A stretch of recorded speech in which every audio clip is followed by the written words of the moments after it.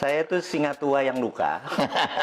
Kemudian daripada merusak, ya saya menulis. Kebetulan hobi saya adalah menulis dan saya adalah amateur writer kali ya. Amateur writer itu bukan karena komersial, tetapi karena setiap hari saya punya diary. Zaman dulu saya punya diary. Jadi sekarang sejak 2011 diary-nya saya pindahin ke Facebook. Cuman nama peristiwanya saya sadurkan supaya saya ada memori sedikit gitu ya. Nah, saya heran kenapa buku harian saya dibaca orang, itu aja yang saya heran gitu. Jadi kalau ditanya siapa Bosman gitu ya, saya adalah amatur writer. Jadi dari 2009 sampai 2013 saya memang aktif sekali di dalam membantu negara karena saya merasa terorisme itu adalah act of war, atau terorisme itu adalah tindakan perang yang terkecil.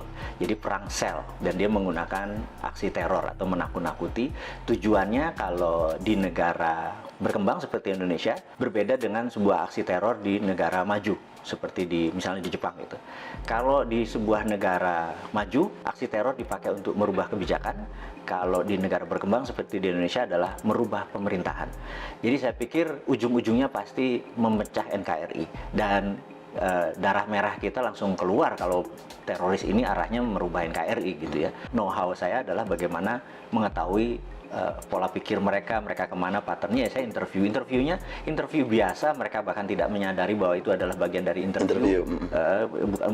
Bukan sekedar bukan collect data, bahkan kita ada cara untuk bertanya. Yang menarik adalah seorang Malaysia, agen dari Inggris yang namanya Nurdin M. Top, emang sengaja mengacurkan bangsa Indonesia. Jadi by all means Malaysia ini memang sedikit nakal. Kita disusupi dengan Nurdin M. Top, dan dia punya kemampuan linguistik pattern yang sangat luar biasa. Beberapa kali dokumen saya menyaksikan, dia dalam kurang dari 5 menit bisa membuat orang teriak Toto Allahu Akbar dan berani jihad.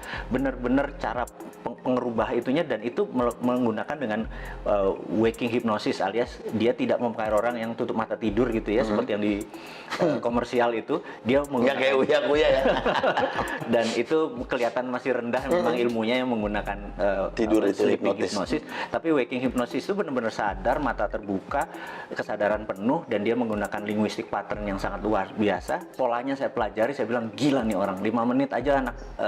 Waktu itu saya lihat ada videonya di Cirebon, 2 anak, cewek 1, cowok 1 dipanggil ngomong tentang jihad, Toto Allahu Akbar, dan bersiap mati untuk doktrin yang ditaruh oleh Nurdin M. Top. Saya bisa bilang gila nih kalau didiemin gitu ya. Nah, tapi ya bersyukurnya bahwa dia udah selesai, chapter itu udah selesai, dan selama 5 tahun itu pengalaman menarik buat saya, berkontribusi sedikit. Bukan saya adalah bagian dari lembaga tertentu, tapi ini adalah berkontribusi sedikit bagaimana supaya terorisme yang mengatasnamakan agama, yang mau mecah belah NKRI sekarang bisa dikatakan sudah selesai. Tapi yang jelas yang menjadi pahlawan menurut saya adalah Pak Tito Karnavian, orang-orang yang di dunia kepolisian saat ini, yang dialah actionnya ya. Kalau saya kan cuma polanya atau patternnya atau mindsetnya saja yang saya pelajari. Jadi tidak pernah berubah sejak tahun 45. Jadi sebelum tahun 45 dunia ini bergeser jauh, tapi setelah tahun 45 ke sini dunia ini tidak bergeser jauh. Setelah Long Telegram, ada sebuah buku yang menarik yang ditulis George F. Kennan, di mana dia adalah penaruh foreign policy. Yang diatur adalah Eropa adalah negara produsen, Amerika negara produsen, kemudian Timur Tengah adalah negara energi, kemudian Afrika adalah bahan bakunya Timur Tengah, Amerika Latin adalah bahan bakunya Amerika, kemudian Asia seperti Indonesia, Asia Tenggara, India, dan China adalah market. Kalau market itu tidak boleh miskin, tidak boleh kaya, gitu ya. Nah, kalau negara produsen harus kaya, negara sumber bahan alam tidak boleh kaya, bahkan harus lebih miskin daripada negara market gitu ya. Itu memang disetel seperti itu. Suatu hari di tahun 80-an, 90-an, di mana musuh Amerika adalah Soviet, zaman presidennya adalah Ronald Reagan.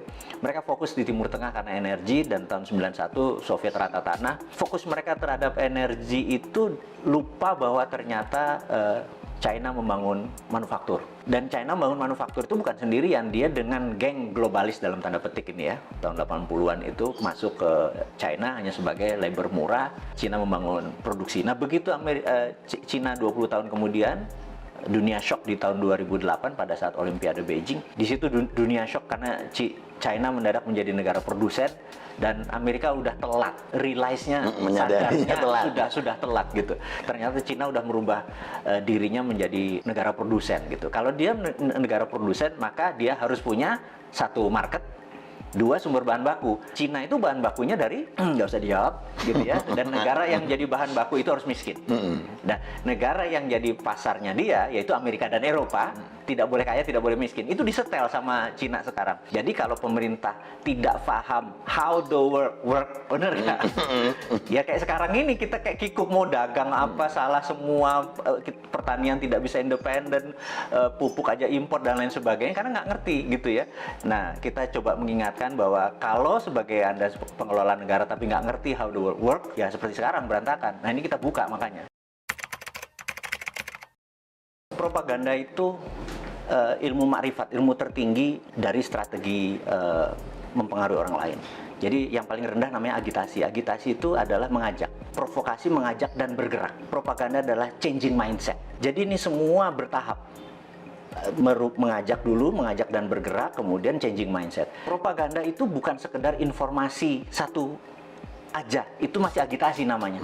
Propaganda itu changing mindset. Misalnya kita ingin Indonesia ini negaranya khilafah gitu. Ini contoh saja. Mereka punya cara melakukan agitasi, provokasi supaya nanti oh iya ya, kita harus merubah menjadi khilafah. Itu contoh propaganda. Namanya changing mindset. Jadi kalau sepotong-sepotong nggak bisa dibilang itu propaganda. Jadi harus hati-hati, sepotong-sepotong ini bagian dari puzzle-puzzlenya ini. Counter propagandanya pun kita udah harus siap. Gitu, ada counter propaganda. Oh, ini bagian dari propaganda, bagian dari agitasi, bagian dari provokasi, bagian dari kita harus ada counternya. Saat ini dunia intelijen harusnya punya divisi itu. Mudah-mudahan sadar. Karena sadar itu dalam artian karena ilmu ini bergeser terus, ilmu komunikasi massa ini bergeser terus. Dulu adalah menggunakan koran, dulu menggunakan TV, dulu menggunakan radio, sekarang menggunakan apapun. Jadi sekarang ini perangnya bukan battleground, bukan perang ground, tapi battle space. Nah, kemampuan battle space kita ini, perang di udara tadi, bukan satelitnya, bukan sekedar internetnya, bukan sekedar sosmednya, tapi kontennya ini benar-benar tidak sesederhana yang seperti kita bayangkan. Nah, di sana dokter-dokter semua, iya kan, bukannya seseorang yang ilmu pengetahuan akan psikologinya nggak mateng gitu. Jadi saya pikir banyak yang harus kita pelajari. Jadi sekali lagi anak-anak muda yang di bawah 40 tahun yang saya bilang nanti 4 tahun lagi berkuasa itu kesempatan Anda belajar. Karena yang tua-tua nggak mungkin belajar kan. Saat ini yang saya lihat kita terjadi pelemahan di dalam memahami namanya sovereignty atau kedaulatan. Ekonomi kita tidak berdaulat, finance kita tidak berdaulat, bahkan sumber daya alam kita tidak berdaulat. Bisa diambil contoh gini, kita udah dikadali sama Freeport. Dikadali Freeport tuh gini, Grasberg itu adalah tambang tembaga. Kita cuma dapat koper konsentrat. Setelah diproses jadi konsentrat, dikirim anoda slime, dikirim tadi, dan kita tidak mendapatkan benefit koper konsentrat. Apa itu benefit? Begitu dia masuk ke smelter, maka outputnya adalah gold 100 ton per tahun, platinum 50 ton, dan ada uranium dari rare earth. Kita tidak mendapatkan benefit tersebut. Jadi kita cuma dibayar pajaknya hanya koper, tembaga gitu ya. Oke, kebodohan 40 tahun, udahlah biar dulu mbah-mbah yang kita mungkin udah dapat benefit ya wes, kita kan orang Jawa dididik mikul dhuwur mendem jero ya. Ya sudah, kita mikul dhuwur, oke gitu. Tapi kalau sekarang lupanya ada undang-undang yang nikel. Jadi nikelnya 25%, ini lucu. Begitu dia tambang, nikelnya 25%, nggak boleh 40. Karena kalau maksudnya kemurnian nikelnya ya 25. Yang kita harusnya adalah kemurnian nikelnya 99,9. Tapi kalau 99,9 maka banyak yang dibuang. Dia nggak mau, dia maunya 20% aja. Kenapa? Karena 20% itu ada dua benda yang dia incer. Satu feronya, dua litiumnya. Jadi waktu dibayar, hanya dibayar nikelnya saja. Litiumnya sama feronikelnya sama nikel lateritnya itu gratis. Nah, kemudian isu terakhir adalah tin atau timah. yang katanya mau digitukan sama. Tapi sama Cina apa yang dilakukan? Kadar tinnya harus 25%, karena di 75% itu masih ada yang namanya thorium, masih ada yang namanya osmium buat laras senjata. Dan kita cuma dibayar timahnya doang gitu ya. Nah, kok masih goblok sih gitu ya, cuman kita ngingetin aja gitu. Yang Mbok sekarang sudah sekian lama, ya kalau mau dibayar namanya konten dari mineral tadi yang dibayar. Litiumnya berapa, osmiumnya berapa, thoriumnya berapa, rare earth-nya. Jangan cuma dibayar pokoknya dan nilainya paling murah. Jadi koper tuh paling murah, nikel tuh paling murah, timah juga paling murah, stannum ya bahasa kimianya, SN biar pada inget ini. Pasti pada lupa pelajaran SMA dulu ya, waktu SMA dulu kalau fisika tuh saya inget ada hari libur nanti kita rebus kubis Prancis HEL gitu ya, pada lupa kan pasti kan gitu ya. Nah kita sekedar ngingetin bahwa pelajaran itu penting karena biar nggak dibodoh-bodohin. Biar nggak dibodoh-bodohin. Yang kedua adalah kenapa Indonesia tadi yang jadi marketnya Cina tadi, karena Tuhan itu sudah baik banget sama bangsa Indonesia. Bangsa Indonesia aja yang terlalu terpesona dengan bangsa lain. Saya selalu berkali-kali cerita, bayangin ini ada bola dari plastik, transparan, kemudian bola itu kita kasih glitter, bola itu diputer. Glitter itu akan ada di lingkaran tadi. Dunia ini yang sudah miliar tahun muter itu mineralnya ada di sabuknya. Karena itu Nusantara dengan hampir sekian panjang wilayah itu menghasilkan seluruh mineral itu. Jadi 130 unsur mineral yang ada di tabel periodik itu ada semua di Indonesia. Dari mulai rare earth, tanah jarang, segala macam. Dan ini adalah hanya ada di Indonesia loh, gitu. Kenapa kita masih terpesona sama bangsa lain? Ini aja digarap. Kalau kita mau berdaulat, kita buat aja namanya metal road gitu, atau mineral road gitu ya. Dulu kan ada spice road misalnya gitu, jalan rempah ya, kita jalan mineral karena kita the only country yang punya itu semua di dunia ini. Itu yang membuat generasi nanti ya, yang 4 tahun lagi berkuasa tadi, ambil itunya Jo, gitu ya. Jangan lu pikirin yang tua-tua ini.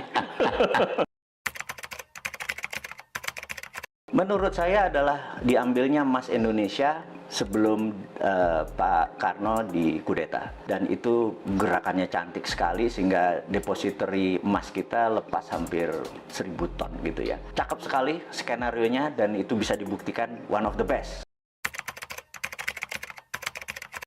Kalau saya lihat tujuannya Pak Presiden adalah mengingatkan, jadi early warning untuk semuanya bergerak. Tapi kalau kapabilitas dan kapasitasnya memang tidak ada, menurut saya dalam 2-3 bulan ke depan benar-benar diganti secara fisik. Saran saya, karena ini bukan biasa saja, ini udah extraordinary, jadi udah bukan extraordinary lagi, udah extraordinary karena economic at war. Di dalam economic at war itu hampir no law, nggak ada hukum. Hukumnya adalah survival of the nation, hukumnya. Jadi gimana bangsa ini supaya survive. Jadi jangan, survive-nya harus cara kayak gini, nah itu lagi normal. Sekarang nggak peduli cara, yang penting bangsa ini survive, intact, utuh, dan cepat. Yang diganti saran saya adalah semuanya. Saat ini menurut saya negara yang paling oke adalah Cina. Karena struktur Cina adalah single party, partainya satu, yaitu PKC, Partai Komunis Cina, dan di dunia ada 7 negara yang single party, salah satunya Meksiko. Jadi dengan adanya single party, mereka bisa orang yang menjadi pemimpin itu benar-benar orang yang memang bukan 5 tahunan, memang punya karir dari bawah ke atasnya baik. Jadi bukan komunisnya sekali lagi ya, yang itunya ya. Jangan salah persepsi ya. Kan? Karena yang single party country. Jadi saya berharap suatu hari Indonesia akan mengadopsi itu, revolusi lagi, bener nggak? Sekarang kebanyakan ya. Sekarang terlalu banyak gitu ya. Karena 2-3 pun akan terus seperti Amerika, tapi seperti Meksiko kita tahu dia single party country. Itu saya usulkan one of the best solusi adalah single party country, di mana mereka mau yang menjadi abdi negara, mau jadi public servant, memang berkarir dari bawah gitu ya. Dan jadi antara country dengan party atau partai menjadi satu. Jadi satu yang di 2024 saya harapkan adalah satu muda. Anak-anak muda ya. Iya, muda kalau bisa milenial. Milenial artinya tidak lebih 44 tahun. Yang kedua adalah dia nasionalis, jadi bukan globalis. Ketiga dia harus religius gitu ya. Terus dia percaya terhadap pluralisme, perbedaan, dan sangat toleran. Jadi ya, kalau ada di dalam satu figur, dia adalah figur yang paling cocok memimpin negara ini.